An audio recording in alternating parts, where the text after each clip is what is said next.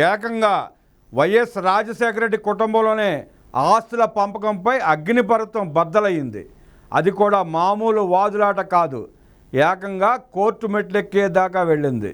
ఈ మధ్యకాలంలో ఎన్సీఎల్టీలో వైఎస్ జగన్ వేసిన పిటిషన్లపై జరిగిన విచారణ తీర్పు రిజర్వ్లో ఉన్న వైనం ఇప్పుడు హాట్ టాపిక్ అయింది. మ్యాటర్ ఏంటంటే, ఒకప్పుడు ఎంతో ప్రేమగా సరస్వతి పవర్ సంస్థలోని తన వాటాలను అమ్మ విజయలక్ష్మికి అప్పగించాడట జగన్ రెడ్డి. కానీ ఇప్పుడు ఆ దానం చేసిన వాటాలపైనే మళ్ళీ పెనుగులాట మొదలైంది. అమ్మ పక్షాన న్యాయవాదులు ఒకసారి గిఫ్ట్ ఇచ్చాక కంపెనీ వ్యవహారాల్లో జోక్యం చేసుకునే హక్కు జగన్ రెడ్డికి ఉండదు, గిఫ్ట్ ఇచ్చాక ఏకపక్షంగా ఎంఓయు రద్దు చేయడం కుదరదు అని గట్టిగా వాదించారు.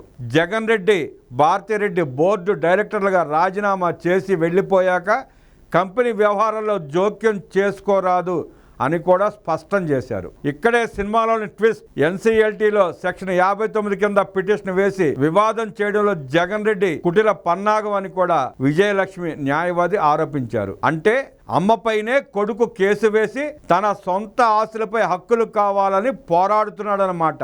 అమ్మగా ఏం పాపం చేశానని నన్ను ఇలా కోర్టుకు ఈడుస్తున్నాడు అని విజయలక్ష్మి సైతం ట్రైబ్యునల్స్కి తన ఆవేదన వ్యక్తం చేసినట్లు వార్తలు వచ్చాయి. ఈ కేసు విచారణలో భాగంగా ప్రేమ, అభిమానం కూడా వాతావరణంలాగా మారుతుందా అని ఎన్సీఎల్టీ బెంచ్ జగన్ను ప్రశ్నించినట్లు కూడా సమాచారం. దేశం సరిహద్దుల్లో పాకిస్తాన్తో పోరాడుతుంటే ఇక్కడ ఒక కొడుకు తన తల్లితో కోర్టులో పోరాడుతున్నాడని బెంచ్ వ్యాఖ్యానించినట్టు వార్తలు గుప్పుమంటున్నాయి.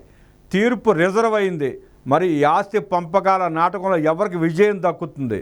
తల్లికి ఇచ్చిన బహుమతిని కొడుకు తిరిగి తీసుకోగలడా, లేక దానం దానమే, దానిపై దాతకు మళ్ళీ అధికారం ఉండదనే చట్టం గెలుస్తుందా?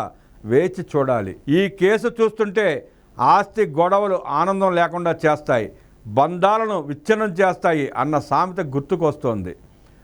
ఎంత తెచ్చిపెడుతుందో తెలియదు, కానీ ఇలాంటి గొడవలు మాత్రం బోలెడంత పరువు తీస్తాయి.